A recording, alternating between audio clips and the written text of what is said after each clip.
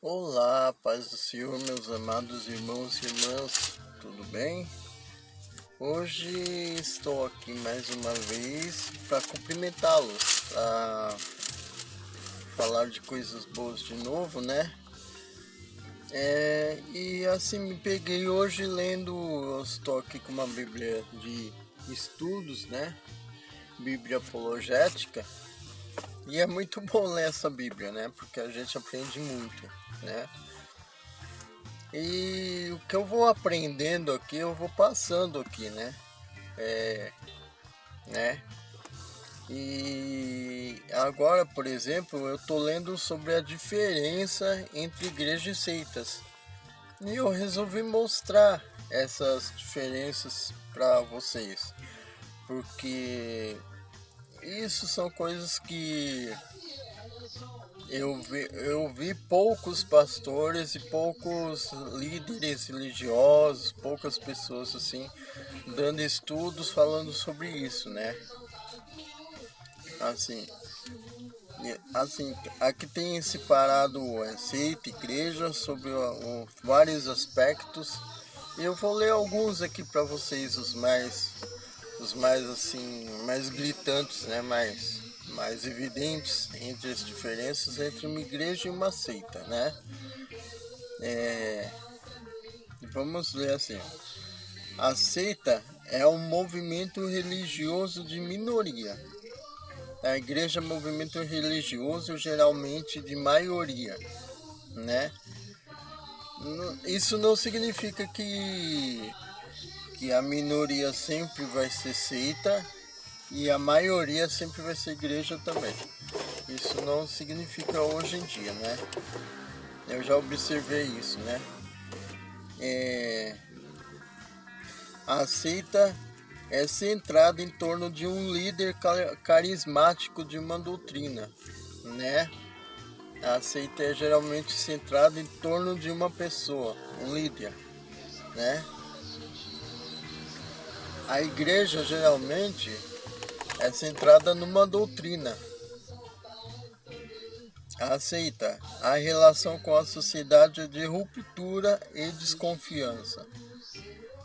A seita geralmente não tem uma boa relação com a sociedade, né? São pessoas exclusas da sociedade, se excluem da sociedade geral, né? É o que está querendo dizer aqui.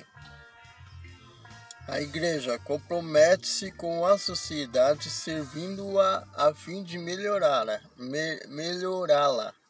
né? É, essa observação aqui também tem uma divergência de certas igrejas, né? Ela deveria estar comprometida com a sociedade, né?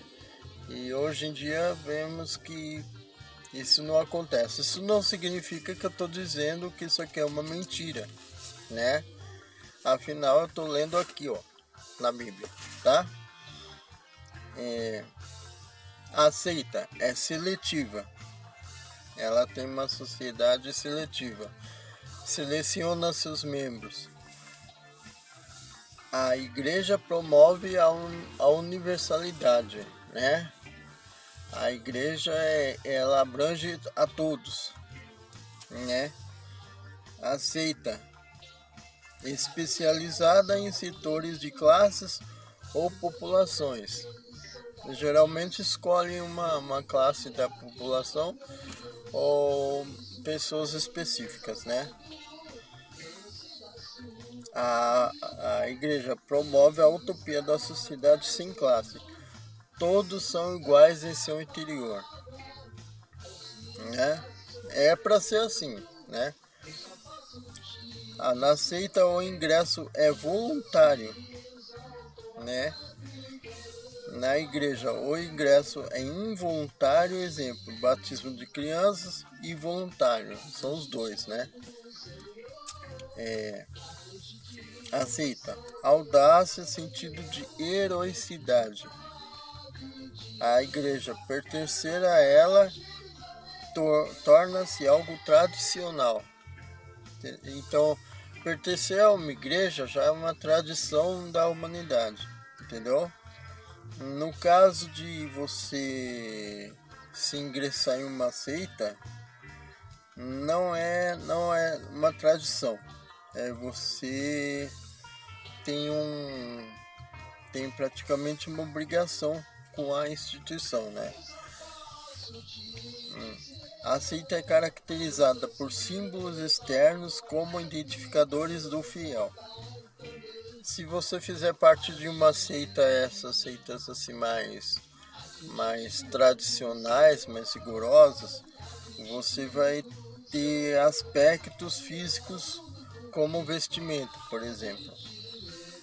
E na igreja geralmente não há mostras externas. Você não é obrigado a usar um tipo de roupa específico, né? Você não é obrigado a usar uma identificação específica em uma igreja, não? Aí as diferenças teológicas, né? A seita é fé e salvação existem somente lá na organização deles. Na igreja, comunica a fé e salvação, mas não as tem em seu poder.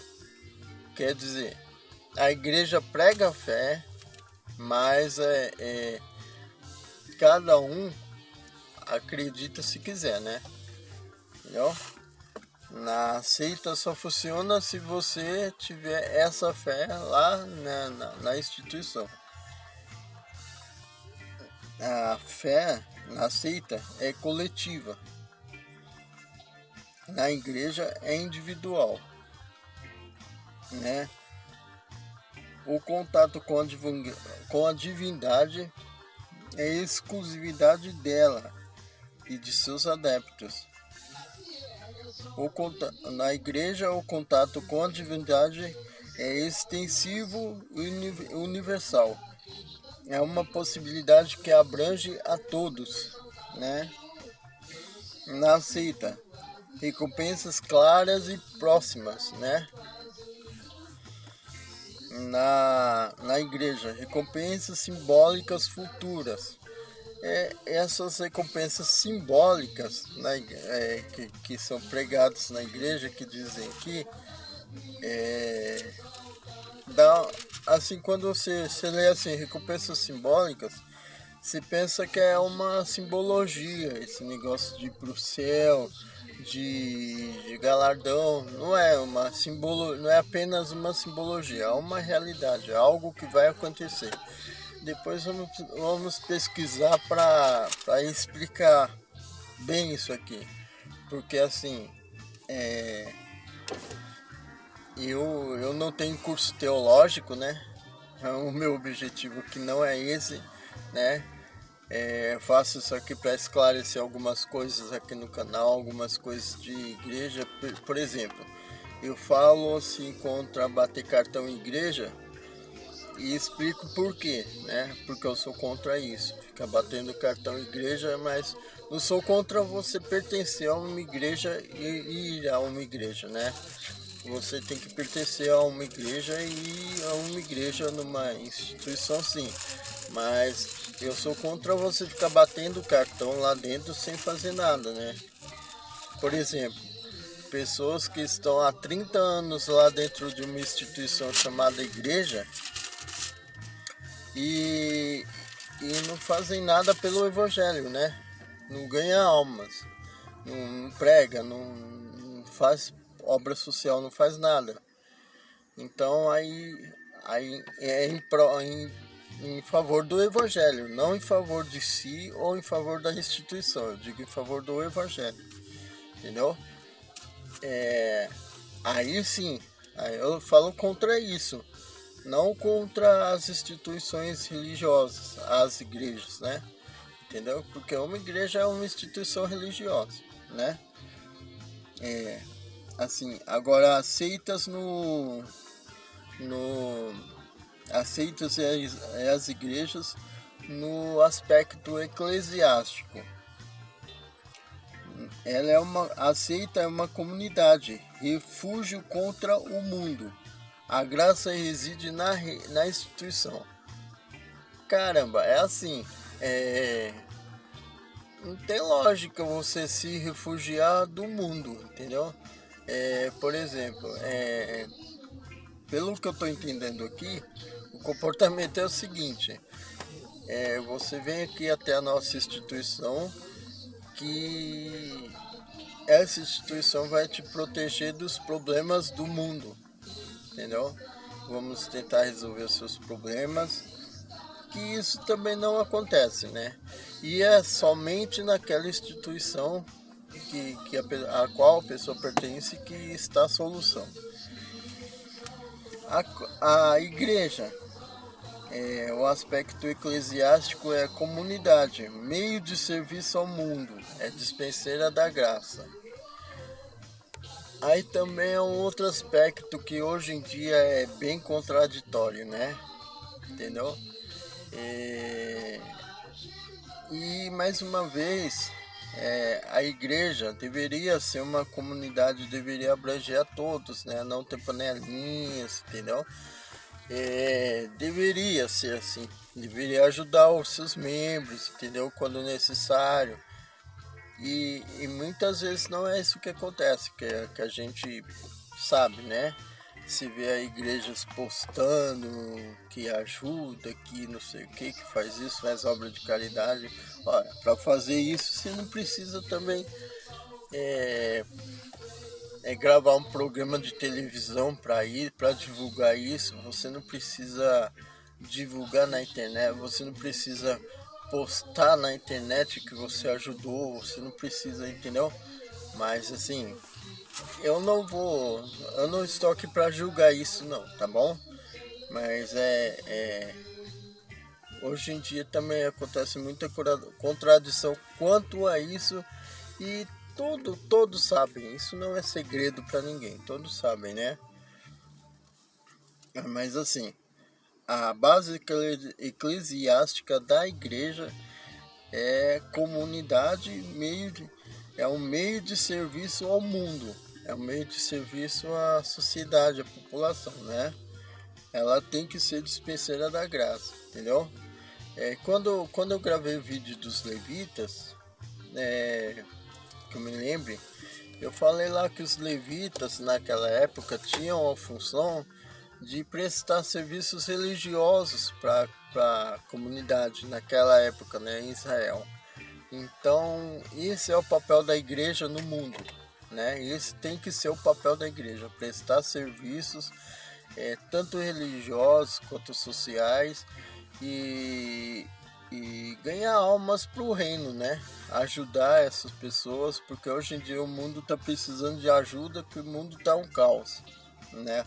Não está precisando tanto de ajuda em questão de fé, questão de obras sociais, eu tô falando isso aqui, mas eu tô me incluindo também, viu, gente?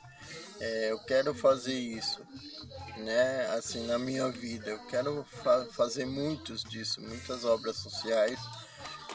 Quero ter condição para ajudar muita gente, né? Mas é isso aí. Eu não vou explicar muito não, senão o vídeo fica muito longo, tá bom? O aspecto eclesiástico na seita: não há fiéis fora do grupo institucional. Fora dali, elas não reconhecem ninguém como membro daquela organização, entendeu? Fora dali. Quem não é daquela seita não é considerado membro dali, entendeu?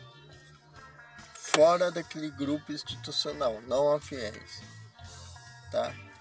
A igreja, agora vem o teor de alguns vídeos meus que eu sempre quis explicar e não tive como. Na igreja, a distância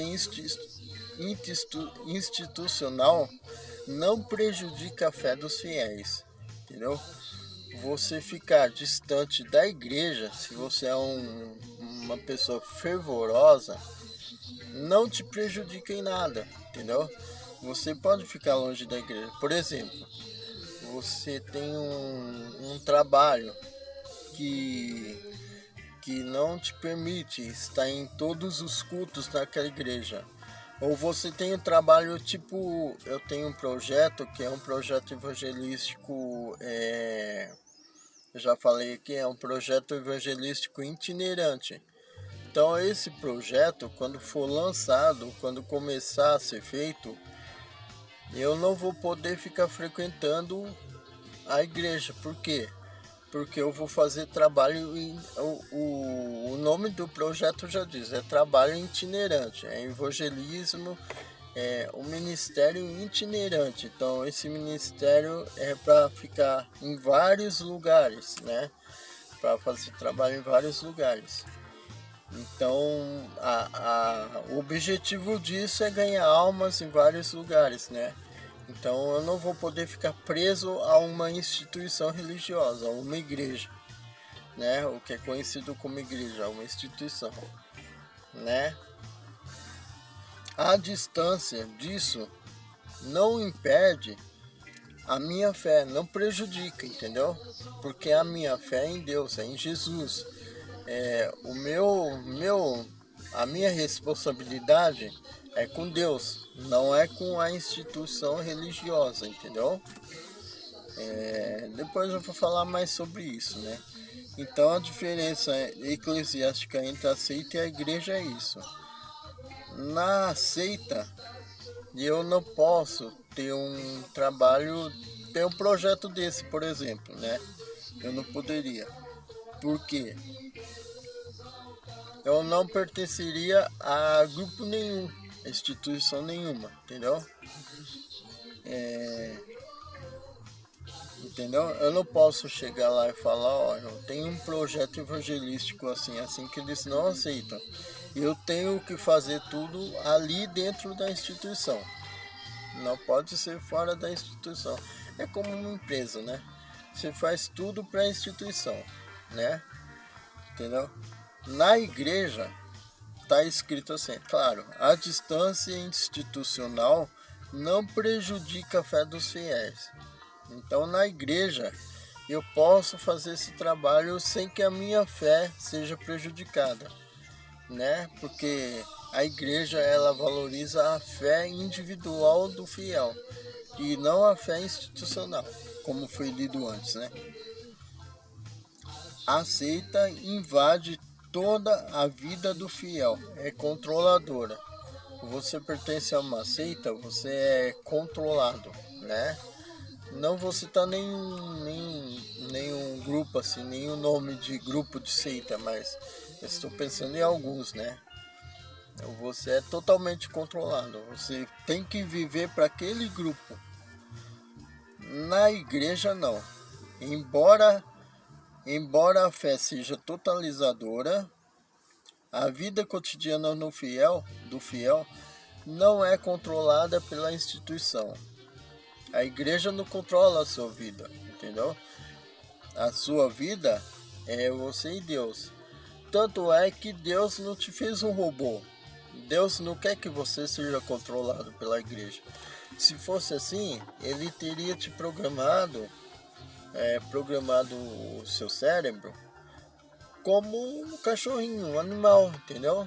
Que você estala os dedos, ele vem, né? Você manda deitar, ele deita, ou então teria feito um monte de robô que você é controlado ali, né? Mas Deus não quis isso, Deus não quer isso. Ele não fez o homem assim, ele fez o homem com livre arbítrio. E a igreja não deve controlar sua vida cotidiana, entendeu? Quer dizer, você trabalha, você é casado, você tem ou não, você tem responsabilidades seculares. Às vezes você exerce uma atividade, por exemplo, músico. Tem músicos na igreja, eu já fiz isso. Tem músicos na igreja que tocam profissionalmente, né? Tem músicos na igreja que tocam na igreja, ele é o músico da igreja, só que ele toca fora para ganhar dinheiro, porque é a profissão dele, entendeu? Ou ele dá aula, entendeu? Então a igreja não controla isso. embora alguns líderes religiosos, alguns irmãos daquela igreja, né, achem errado, o que eu não acho errado, entendeu? A igreja não controla isso, não tem poder de controlar isso. Numa seita, essa pessoa teria que exercer a função dela só lá dentro da seita, né?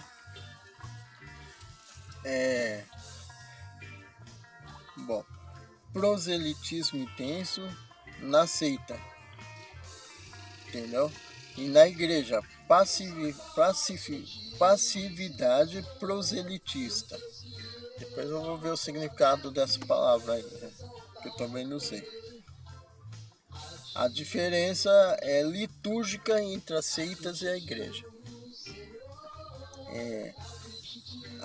Cerimoniais herméticos somente para iniciados. Na seita, para você participar de qualquer cerimônia, você tem que ser iniciado. É um batismo de fogo que eles fazem, né? Cada seita tem a sua iniciação, né? E aí, a partir daí, você participa ativamente, entendeu? Na igreja, não. A liturgia, as liturgias que são os cultos, são abertos, são para todos, são evidentes e não são secretos, né? Não tem culto secreto na igreja, entendeu? A igreja, uma instituição religiosa que tiver um culto, uma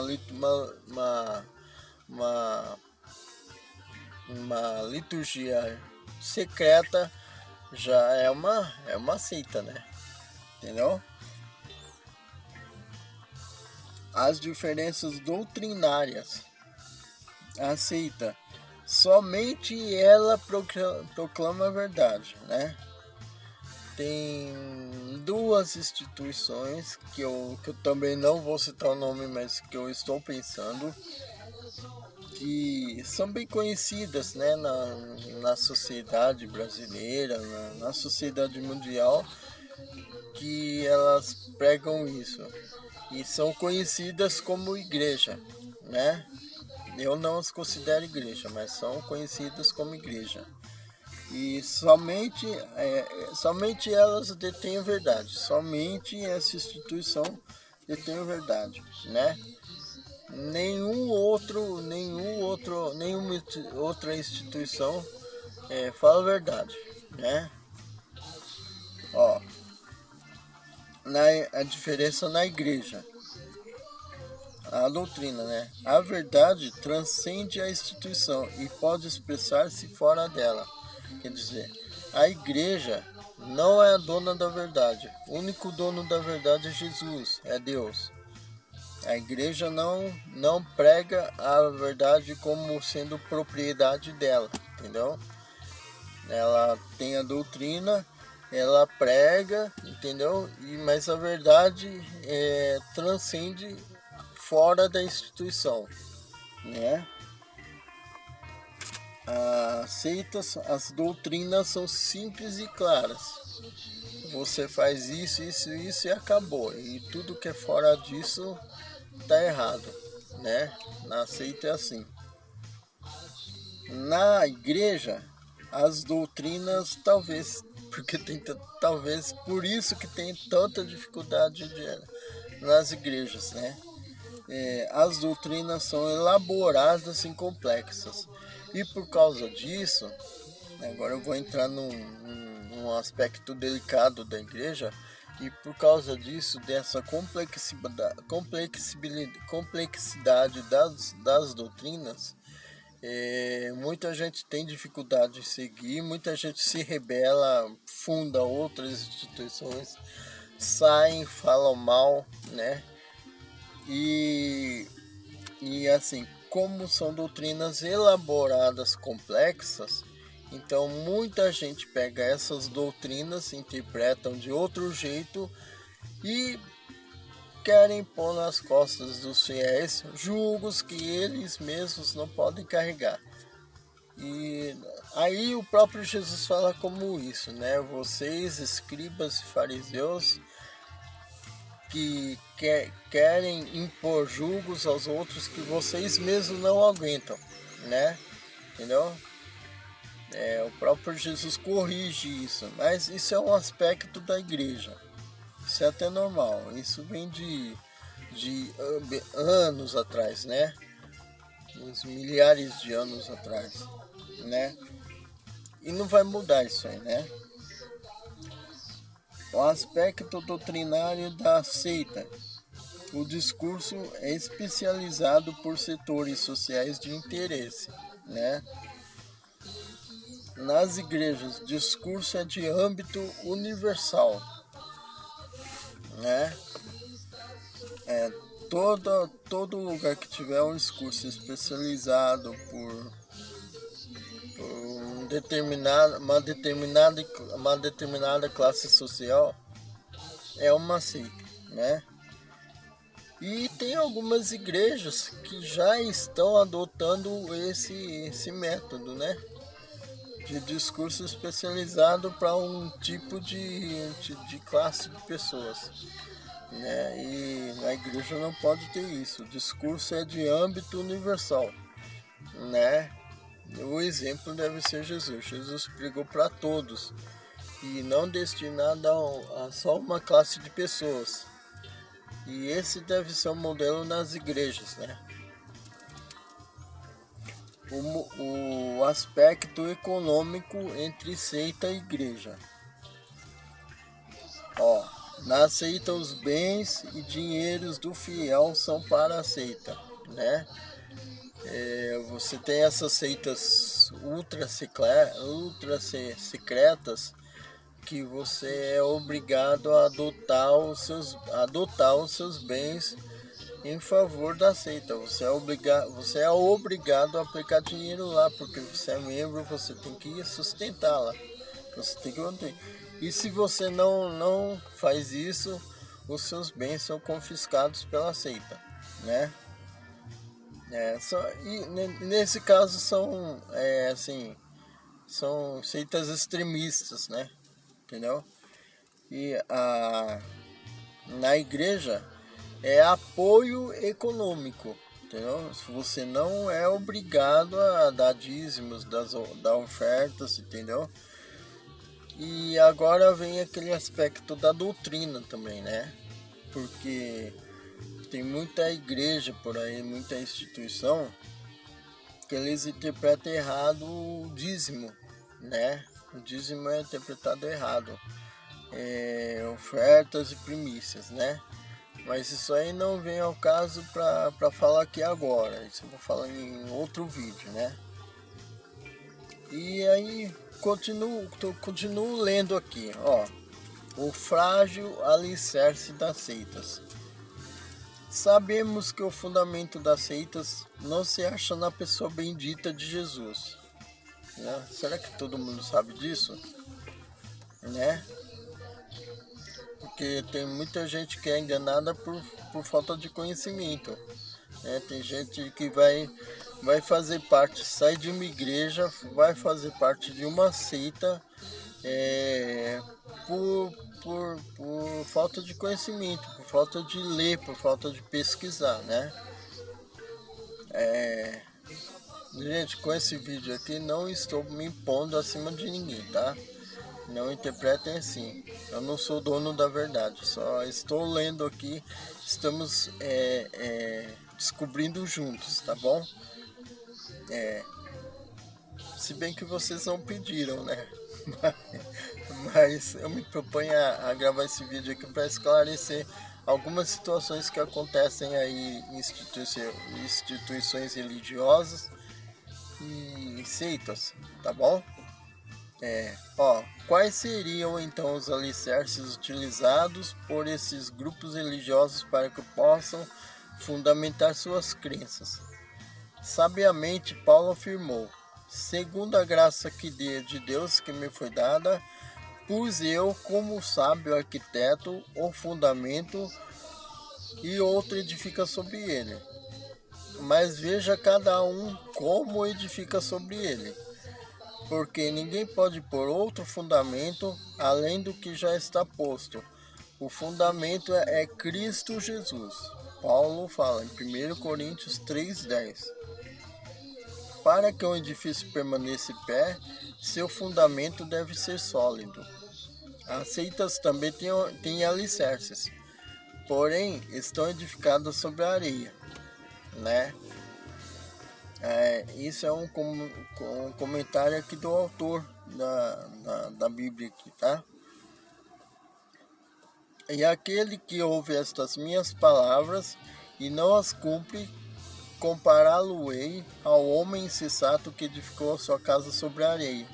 E desceu a chuva, e correram rios, e assopraram ventos, e combateram aquela casa, e caiu. E foi grande a sua queda. Mateus capítulo 7, versículo 26 e 27. De todos os elementos que as pessoas procuram basear, consciente ou inconsciente, suas crenças podemos citar: aumento de adeptos. Não é porque determinada seita cresce que podemos deduzir que a crença praticada por ela é verdadeira. Jesus afirmou que são poucos os que andam pelo caminho estreito. E porque estreita é a porta e apertado o caminho que leva à vida, e poucos há que a encontram. Mateus capítulo 7, verso 14. No Monte Carmelo, há 850 profetas de Baal. Havia 850 profetas de Baal contra o único profeta do Senhor, Elias. Está lá em Romanos 18, 19, tá? Não precisamos dizer quem detinha a verdade, né? Não era só porque tinha 850 profetas de Baal que a verdade estava com a maioria. Na verdade estava com Elias, né? Que cria no Deus vivo, né? E não ficava reunindo pessoas, bitolando pessoas por isso, né? Já começa daí. Os profetas de Baal eram bitolados, acredito eu, né? Cadê? O número de pessoas que creem em uma afirmação não é algo suficiente para torná-la verdadeira. Por exemplo, 1 bilhão de muçulmanos crentes no Alcorão não pode torná-lo na verdadeira palavra de Deus. Julgar uma crença pelo número de adeptos que ela possui é um padrão de medidas extremamente falível. Se Colombo assim pensasse, jamais descobriria a América. Neste caso, os números mentem. Ele fala de Colombo aqui, que acredito eu, porque a maioria da época de Colombo pensava, né, que o mundo era só aquele miolinho ali da Europa, da Ásia, né? E Colombo não pensava assim, obviamente.